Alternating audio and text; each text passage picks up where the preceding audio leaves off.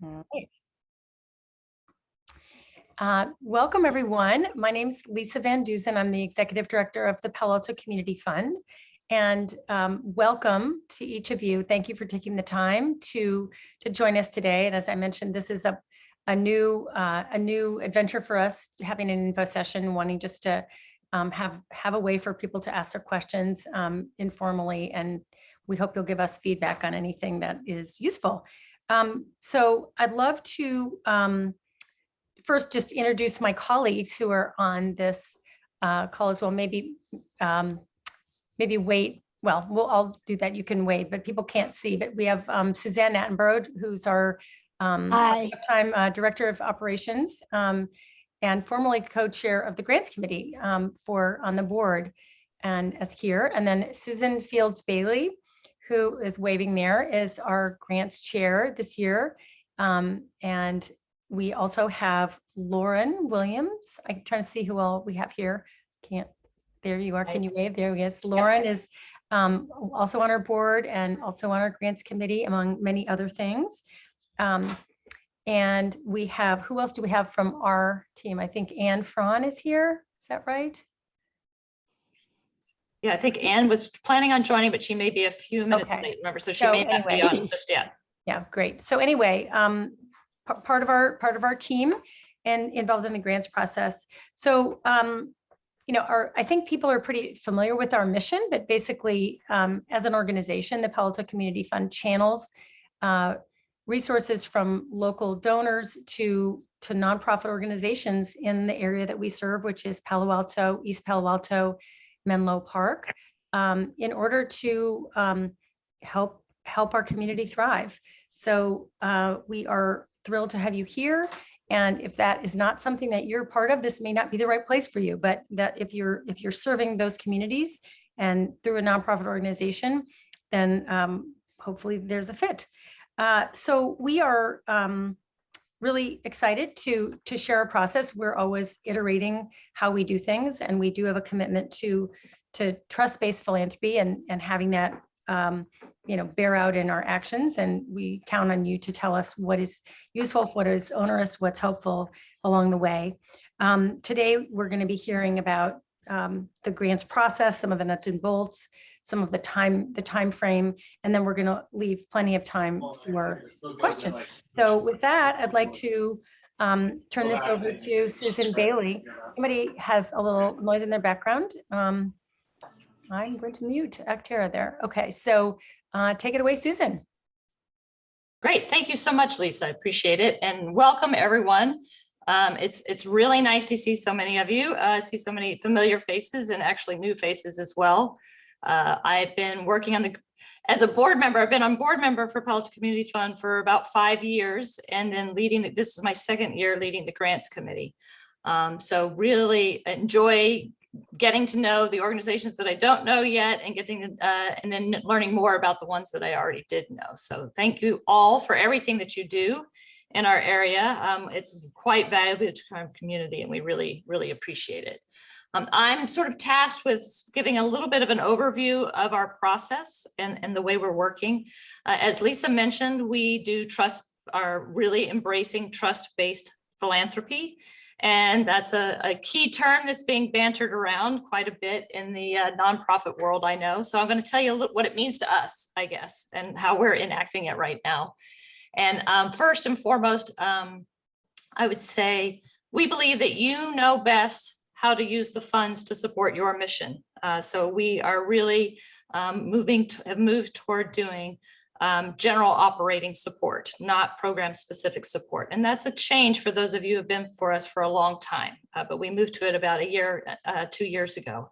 And that's where we are now. We intend to go forward with general operating support and not program specific. So when you're making applications, they don't need to be for a specific project or a specific program. And then also, in terms of our process, we have 4 major pillars that we try to guide the types of things that we fund. And they are intentionally overlapping, I would say. They're not 4 buckets, they're pillars, and you need all of them to hold up the community, right? So it's not just one. And the ones that we have are uplifting the vulnerable, supporting families, enhancing community life, and supporting educational opportunities. And so those are the ones that we're doing. And then moving on to a little bit about the range of organizations that we support. Last year, we had a record number of applicants. I'm going to use a little bit of data to explain what I'm talking about here. So last year, we had 136 applicants, and we were able to give out 70 grants in our process. And organizations ranged in size from less than $100,000 a year revenue to over $50 million a year in revenue. So a huge range of organizations.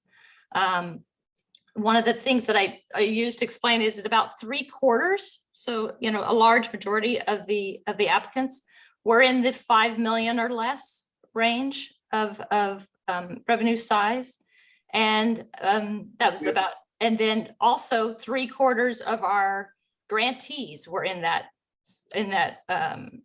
range, in that less than 5 million. So there's no perceived benefit or detractor from being big or small in our review process. We look at everybody in that well. We also had a number of startups or brand new to us applicants as well. And 8 of our grantees last year were first-time awardees. So we have people that we've been granting to for a number of years and been in the community for a number of years. And then we also have new organizations as well. And we take grants and seriously consider all of those. I think, Lisa, you were going to put up a roster of the grantees in our chat in case people, and that's up on our website, but if people wanted to take a chance to look at that. Now, a little bit about our review process, just briefly, just a couple of points I want to make there. We leverage the full board. We have about 25 members. I think it's 25 members on our board right now. And we leverage the full board in our review process, so everyone is involved in it. And last year we started, and we're going to continue this year, incorporating interviews in the process. We found them very valuable last year as a two-way communication. Our board members learned a great deal. Most of our board members are involved in other nonprofits in the community, and they even learned more about other nonprofits. And at the same time, we also had several of us board members that were able to share their experiences or connections with the person we were interviewing with as well. So we really found them very valuable and are planning on continuing that this year. At a top level, as the last thing I want to point out, the top level of what our review process looks at when we're looking at our applications. And it's 3 sort of areas, I would say. One is impact within the community. And when we say community, right, we'll reiterate what Lisa said. The East Palo Alto, Menlo Park, and Palo Alto is our area that we serve. And then we look at, secondly, the connections with your clients and with the community, and the relationships that are in the community as well. How are you integrating into the community with the work you're doing? And the final one would be the financial health and status of the organization as well. And those are sort of 3 big areas that we really look at. So anyway, I sort of rushed through because I want to get a chance to have us turn it over to Suzanne, who's going to go through a bit of the nuts and bolts with respect to the application process. And I'm going to ask you, we will answer questions, but we're going to do it at the end after we've done all the presenting, so we have a chance for that to go through. So welcome, thanks so much. Really thrilled to see so many of you here. I'm going to turn it over to Suzanne.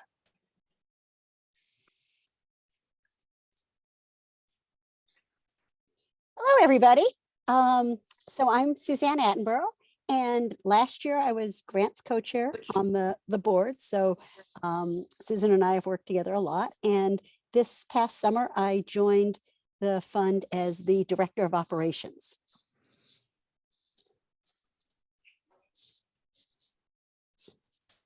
I'm sorry, this is not doing what it's supposed to do.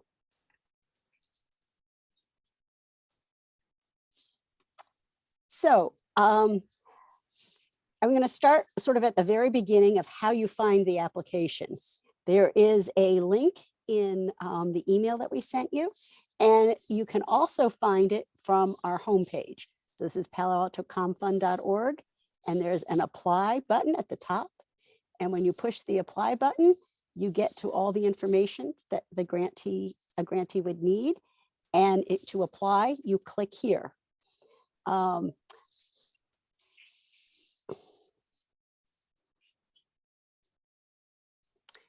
So what happens then is it takes you to a Smarter Select page that shows you the directions again, and you have an option to preview.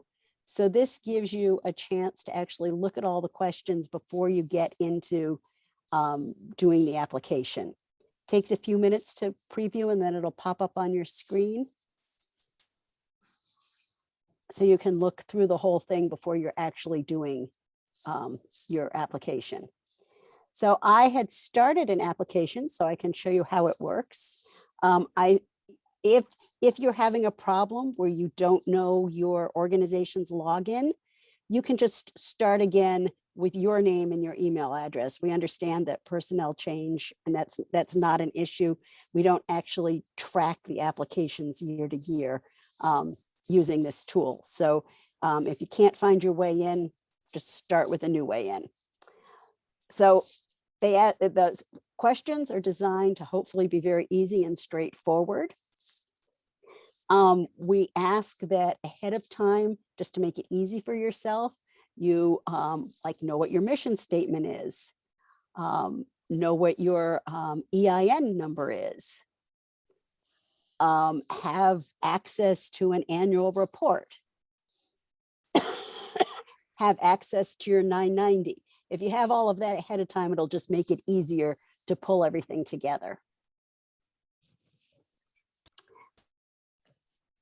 We ask you to put in your mission statement.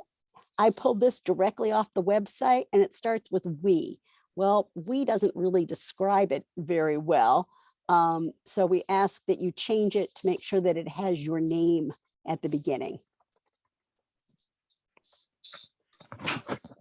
And that is in the directions, but I'm just showing you to make it easier. And then you probably need to fix some of the grammar to make it all work.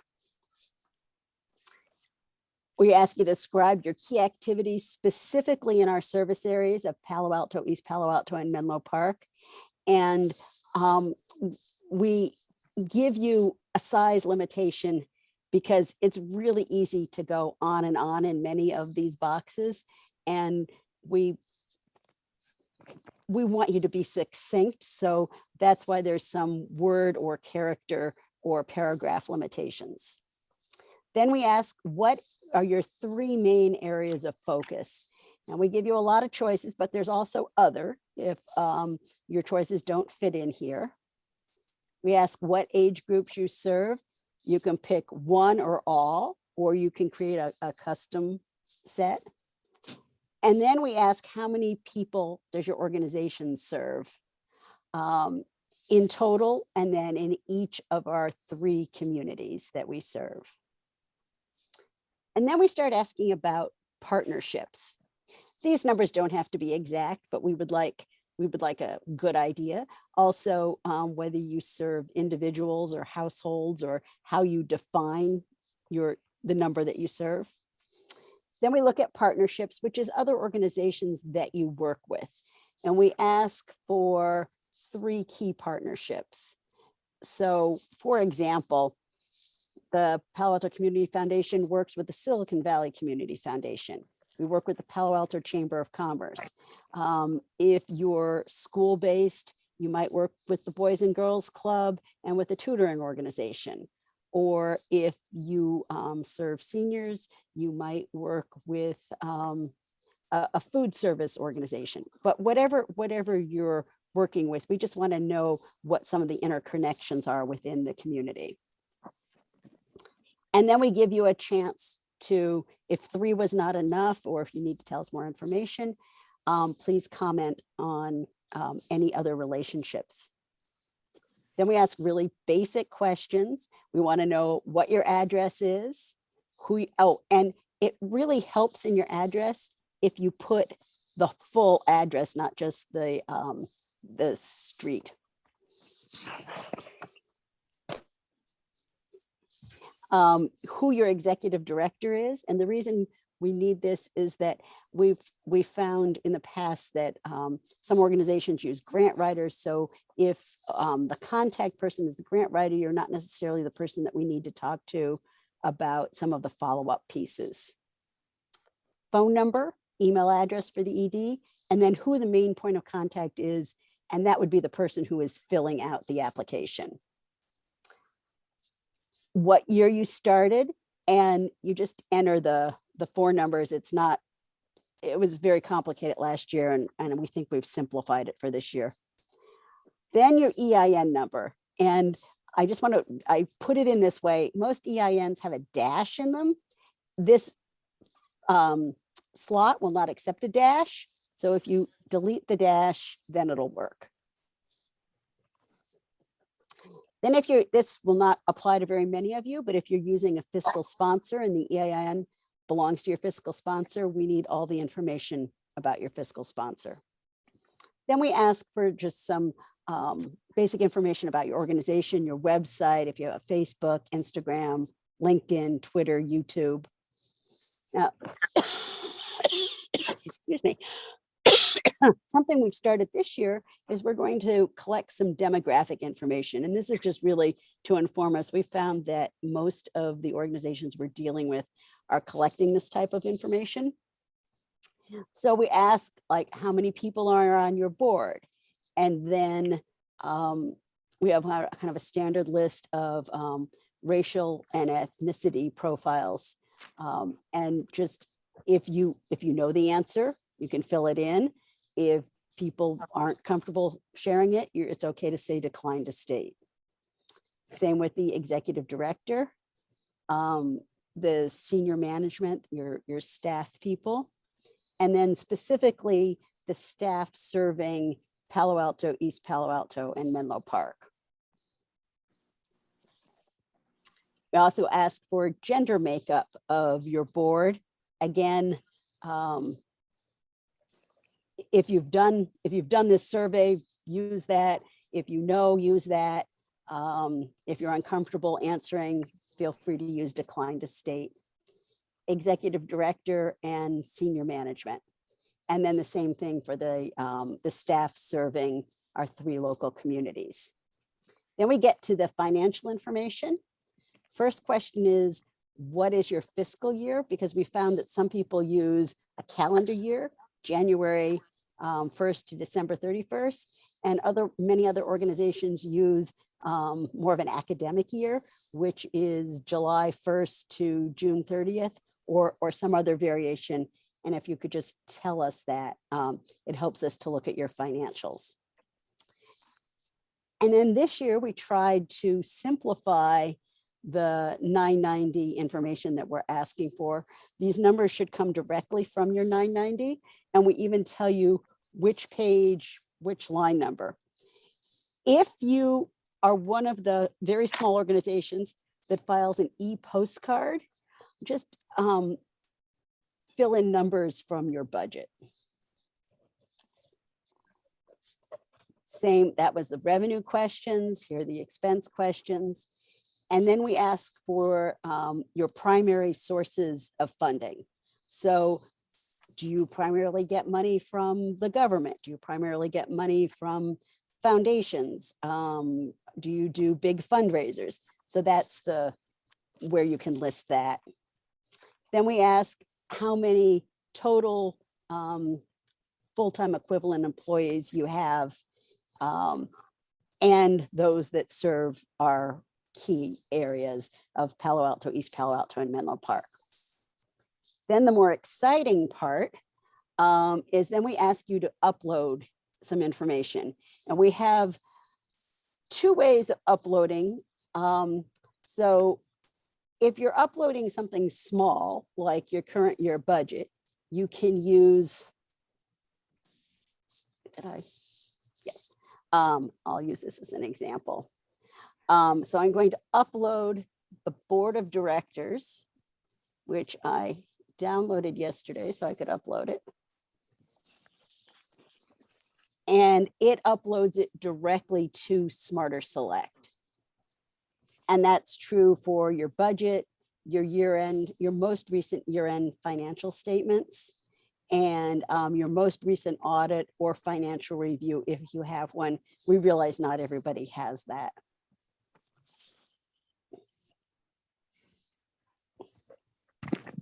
And then we also ask for your determination letter from the IRS. Then some of these files are larger. Now, I don't know why this happened, but when I filled in something using autofill, it filled in some of these other spaces with weird things. So what we ask you to do for like your 990 is to click on this, and it will take you to a Google plugin. You put in your nonprofit name, put in your name, and then you can upload your files. I'm going to upload the 990. And what's going to happen is it will go directly into a Google folder that has the name of your organization on it. Last year, we used a method where everybody was uploading to the same folder, and that was, there wasn't very much privacy associated with that. So we determined that we could get this plugin to upload directly to your own folder. You cannot see your own folder. So if you forget whether you uploaded something, just upload it again. And then you push the date that you did the upload, and you click submit, and then it uploads. Now, as you keep doing this for each question, you're going to have to put in your organization name and your name again, but it will all go into the same folder, which is a nice feature. Then we would like you to write yes that you uploaded here. And we'll just pretend that we uploaded that. If you have a URL for something, we prefer to see the online version. If you don't, that's completely fine, and you can upload it.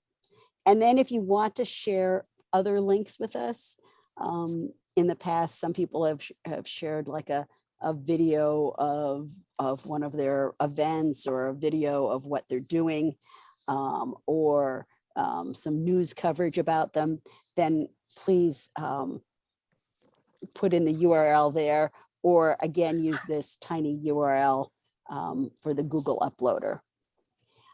And then at the end, you press submit. Now I have to put something in some of these. You can't submit it without putting in some money. I don't want you to put in all ones, but I want to be able to submit this.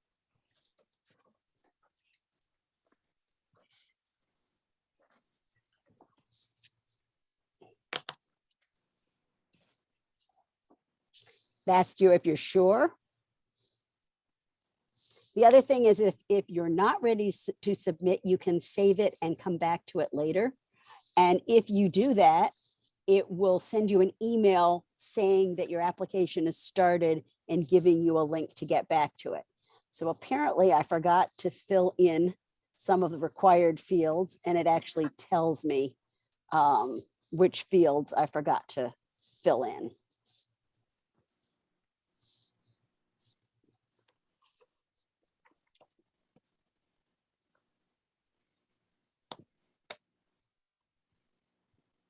Oh, and I did not upload all these files, so it's not going to let me submit it. So you do have to upload the files, but at the end you press submit, and it will tell you what you're missing.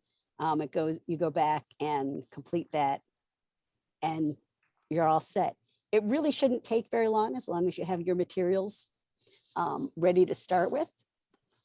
And we wish you all luck. If you need any information, please email grants@paloaltoconfund.org, and someone from the grants committee will get back to you if you need someone to walk you through the application, or if you have a question about what information your particular organization needs to submit. We're happy to help you with that. Go back to this. And then what's next is January 14th. The grants application is due. The actual deadline is 5 p.m., but the tool, Smarter Select tool, does not end until midnight. We made that because maybe you submitted it and you didn't notice that you forgot to fill in whether the people that you served in East Palo Alto were individuals or families or other. And all of a sudden you go back to your computer and it says not submitted. So we're giving you a little bit of buffer so that if something went wrong with your submission, or you get an email saying your file hasn't been submitted, you can go back and submit it. But the deadline is 5 p.m. on January 14th. January 24th to 28th, we will be emailing your executive director to set up a conversation. We found this to be really valuable last year, where we had a dialogue with most of the applicants about what they're doing and any questions they had. It's about a 15 to 20 minute conversation with members of the grants committee and members of the board.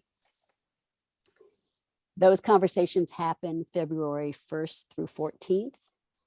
Then we'll have our evaluation process.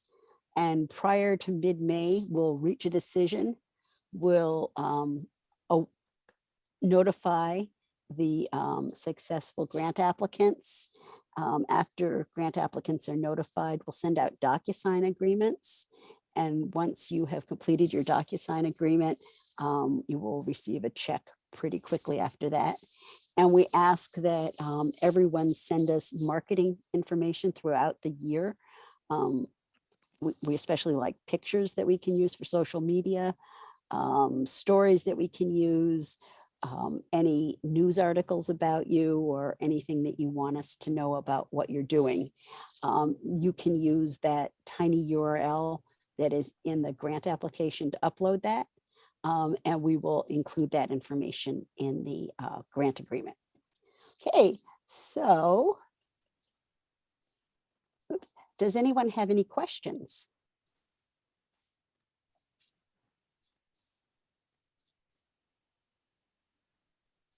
Surely you do.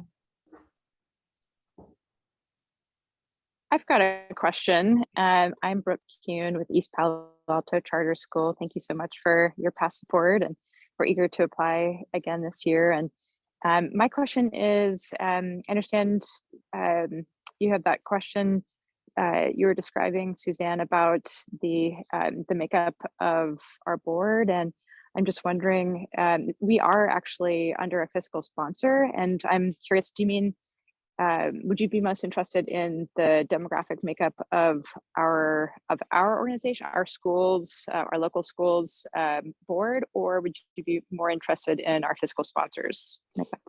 Well, I think that we're more interested in your school, you itself, versus your fiscal sponsor.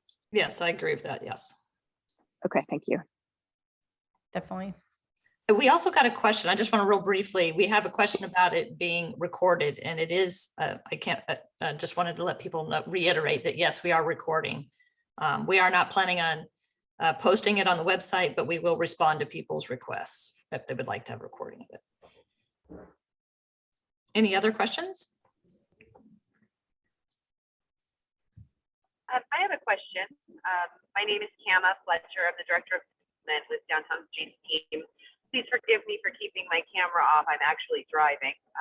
But my question is just, is there a place in the application or in the process that will let us know the range of grants that we should be submitting for? I'll take that one.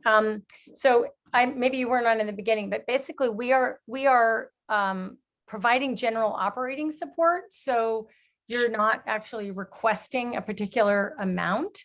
And we are, we will be deciding an amount, and basically it's ranged from, 5, 10, 15, $20,000 is the general, those are the amounts. But it's not, you're not asking, we're inviting you to apply for funding for general operating support. So rather than tying it to a dollar amount needed for a particular program.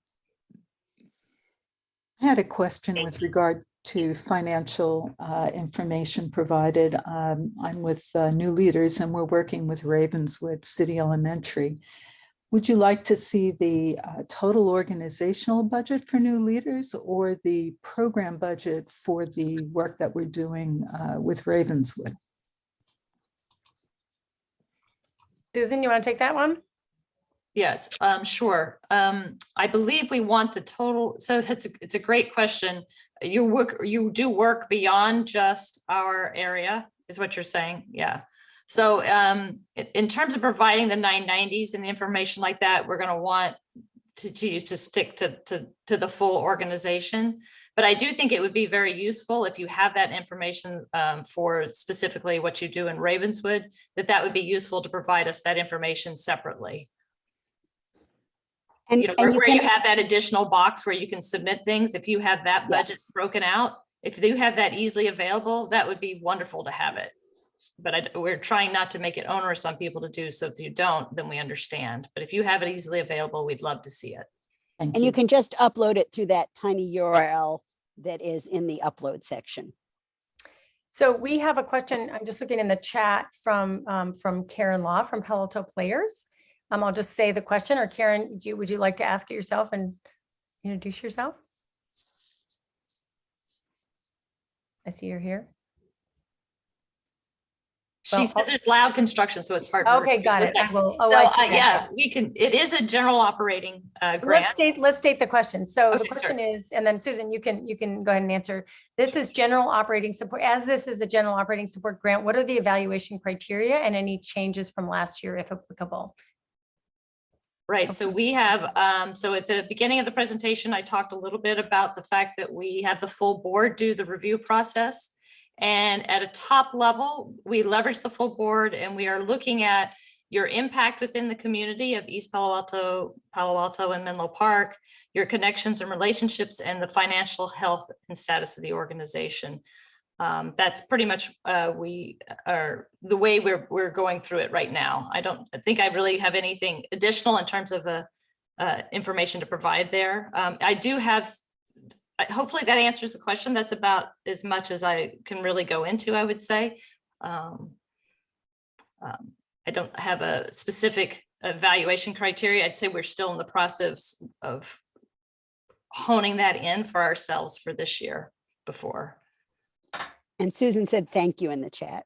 Okay. Yes, Karen said thank you to Susan. Got it. So And then, I'd like to just, Anne Fran is here, and I just wanted to give you a chance, Anne, to wave another member of our grants committee. And Anna Waring is also on the committee, but it's not able to be here today. So just wanted to have you folks know that. So There what was one- other questions? there's one other question from Nancy Bardsley. She asked, can you share a bit more about the specifics within the 4 major pillars? An example of what PACF is most interested in funding for one of the pillars would be very helpful. And I would say that the 4 pillars are not individual. They are, I'm going to read it, they are very much overlap quite a bit. And because we are general operating, we are not looking for specifics within a major pillar. We're looking for impact within the community. So whatever your mission and your work is, what is that impact? And are you being able to help the number of people you're being able to help, the amount of difference you're being able to make for those people? That's really what we look at. We're not looking for, oh, are they doing this one specific thing? So I would add just a couple of things and sort of related to Karen's question about the criteria. Sure. Is often it's helpful to know if you are providing something that is uniquely offered in the community, or if it's perhaps duplicated or overlapping with other organizations. It's helpful to understand sort of how you fit into the ecosystem of our communities. Unfortunately, we're not, there are, in my experience, more organizations than we would like to fund than we are able to fund. but that helps us narrow. And if you are collaborating, that relates back to the partnership question, sort of how you relate to others doing work, to have a sense of how is this all working as a whole, not just individually. And how are you doing things that are both perhaps meeting a very immediate need, but also working towards solutions that may be something where it's kind of breaking a cycle that's unhelpful, and where we want to move to something that's strategic and making change in a more systemic way. Just if you can address some of that, how you think about that in your work, that would be helpful. Can I ask a question? My name is Faye McCleary. I'm with the East Palo Alto Senior Center. Their volunteer grant writer. And I apologize for going back. I know that you did answer questions regarding the financial status. My question is that we are now, not really, but post-COVID, but prior, the center was already operating on a very low budget. So when you're looking for the financial information, being that the centers were closed and couldn't really provide the full servicing they normally did, now they're reopening, but the budget that we are working with now, are you saying, because we really don't have a current budget, I guess is what I'm saying. So how do we deal with that? Do we provide numbers for fiscal year that we last were operating off of? Yes, to me, listening to what you're saying, first of all, thank you for everything you're doing. It does sound like a very difficult situation that you're working under. But yes, I think that would be, if you were closed down and you didn't actually operate in a particular year, then it would be better for you to provide us the last year that you were operating and had a full budget. And okay. And also, if your fiscal year, if you're operating on a fiscal year that goes from January to December, if you want to be providing us for the next fiscal year, you could, there's that budget that you can do there as well, if that helps you do both. And Suzanne, help us if I'm wrong here, but I think there's a place where you can do a little explaining and offer that context. We know that everybody's dealing with all these different situations that, are maybe round pegs and square holes, and particularly in the last few years. So just tell us what's happening, and so that we can, that's very helpful. And please do not hesitate to go back and revisit anything we might have talked about. That's what this is for. So we're glad to have your questions. And we have another question from Diana. Are there impact priorities this year? For example, is work related to COVID impacts a priority? I would say, go ahead. So I would say, yes, we won't, yes, people that are still working on COVID, it's still a concern in our community. And so it is absolutely something we'll still consider. I wouldn't say when we as a board sit down to look at the grants, we're not sitting there with something in the back of our head saying, okay, these are my top priorities. Now I'm going to read the grants. I would say we sit down with the grants and we have them, and then we see how the priorities come out of that review process, is the way I would characterize the way we work. Yeah, and I would add to that, last year was a different phase of COVID, but we all know that the challenges and needs were acute and great before COVID, and during they were amplified and more visible to many. But we know that the needs, it's only ever so much more so, and they've evolved. So one of the great things about both the applications and the conversations that we're hoping to have with applicants, which Suzanne described, that's a time when we can hear what you're seeing. We are really counting on hearing from you all what is important, what's happening on the ground, what's happening in your world, and that all comes together to help us paint a picture of where we can focus, best focus. We're also at the same time trying to remember that there are organizations that we want to continue to have exist that may not be in the foreground for this moment, but need support over time as well. So it's kind of a both and. Lauren, do you want to add anything, or Anne?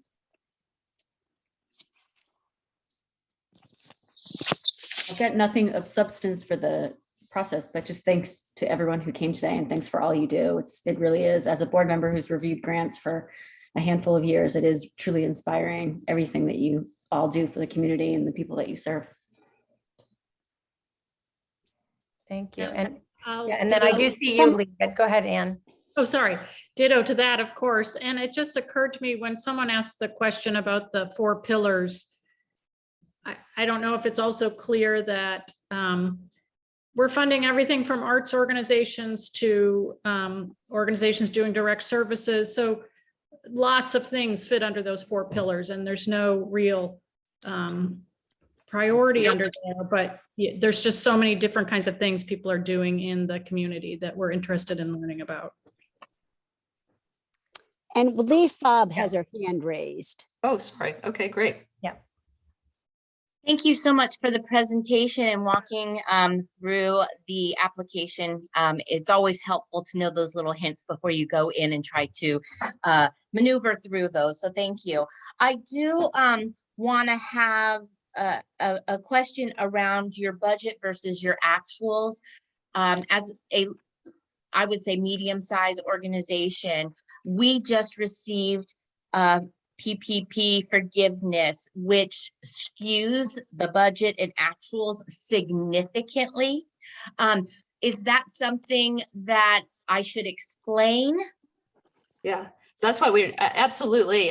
We're Okay. trying. That's why we took some of those breakdowns in the revenue side. There's an additional breakout there because the government grants area is where those PPP loans would be, and explaining that. Yes, a number of organizations that we deal with have exactly that issue, and I think that's great to. If you want to provide that additional explanation, that's very helpful. But we have been looking. That was true last year when we were evaluating grants as well. And we've tried to make the questions be able to pull that out a little better this time. But if you want to provide the explanation, that's helpful to board members who aren't as set as financially, looking at it. We try to make sure all of our groups that get together that we have some folks who are better looking at financials and so as to others, but pulling it out is always helpful. Explaining Thank you. Yeah.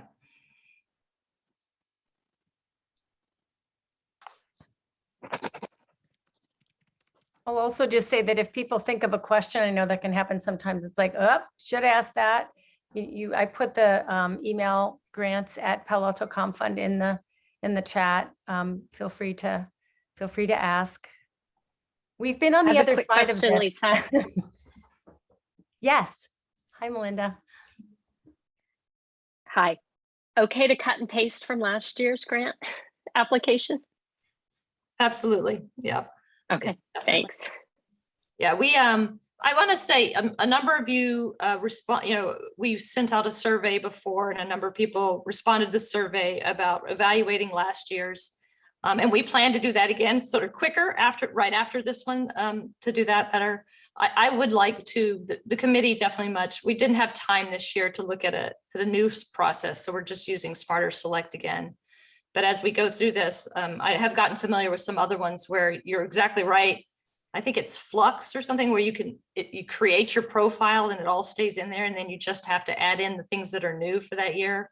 Would really I'm planning as a committee chair to sort of have us look at that and see if we can do that. But it couldn't happen this year. It just couldn't happen that quickly this year. It didn't make sense for us to do this year. So that we'll definitely look at that. But yeah, cut and pasting is fine. It's all good. We look at them from fresh. We print them out, but create the packages from fresh. So it's good.